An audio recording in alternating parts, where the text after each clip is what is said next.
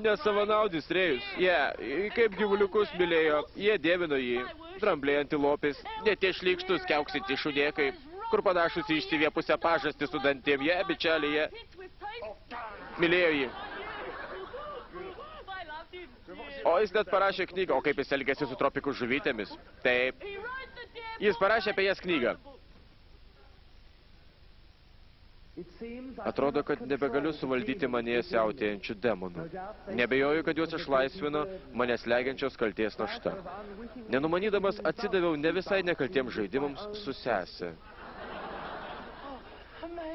Neįtikėtina, tas pat nutiko ir man. Ar turėčiau atgailauti, ar ramiai išsidrėbti ir smagintis? Būtent. Visą gyvenimą stengiausi padėti ir gydyti. Na, jei kas nors būdavo basas, aš turėdavau 2 batus, tai vieną atiduodavau.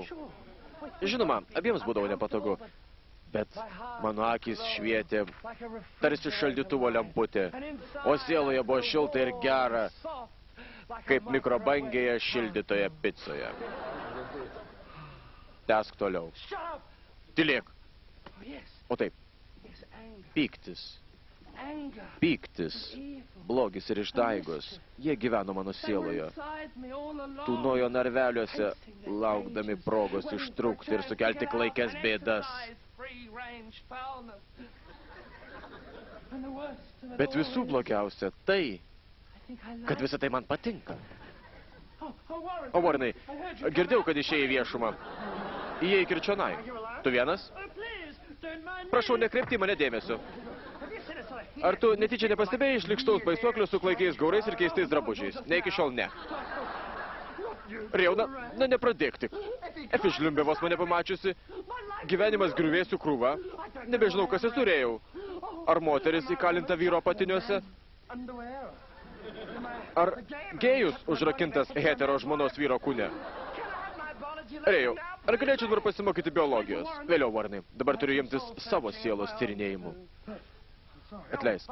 Beje, registratūroje laukia senas našlaičių prieglaudos pražuvėlis draugas. Pasakysiu jam, kad tu dabar neturi laiko. Ne, Semas. Aš girdėjau apie jūs.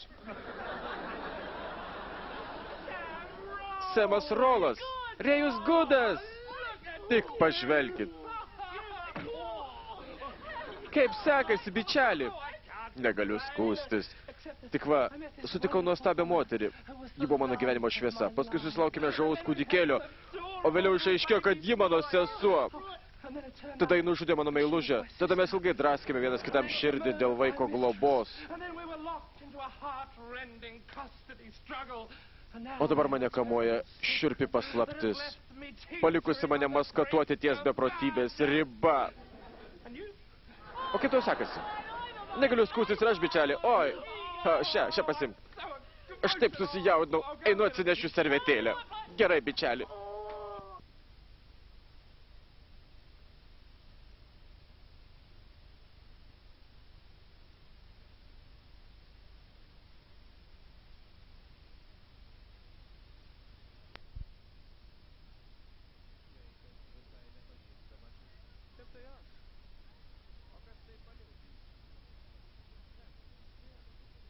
Semas, tavo brolis išvažiavęs parvežti pieno butelio su dviračiu, kurį vėliau atidavė savo geriausiam draugui Rėjui, susidūrusiam su nutrūkusio alaus cisterna, o po to dėl lengvo smegenų sutrenkimo laikinai netekusiam atminties.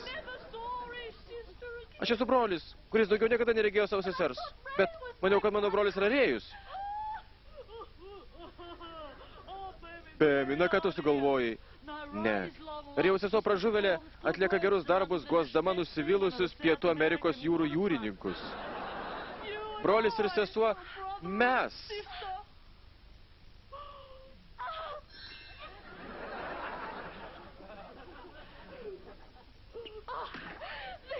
Ak, tai nuostabu. Ačiū. Geras siužeto vingis. Manau, žiūrovai patikės ir supras. Ne, bet tai reiškia, kad mes galėjome tuokti su mažasis Julio yra kuo natūraliausias šalutinis produktas. Tai reiškia, kad Julio turi tėvą ir dėdę, kurie nesulindė į tuos pačius apatinius. Tai reiškia, kad galiu pradėti gyvenimą iš naujo. Įsivaizduoji?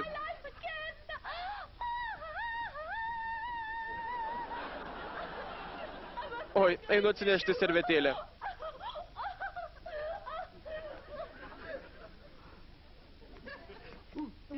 Atleiskite, gal galėtumėte pabūti kraujo donoru, kad neprailgtų laikas laukti?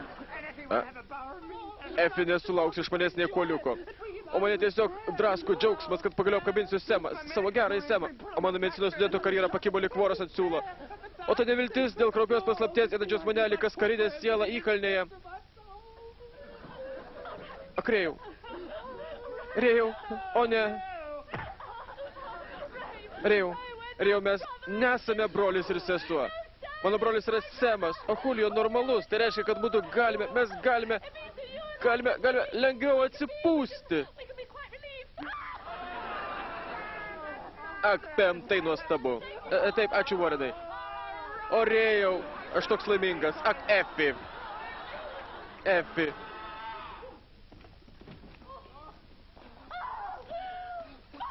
Mano broli, mano senas draugė, mano galvelė. Na, kodėl mane amžinai pasodina prie durų?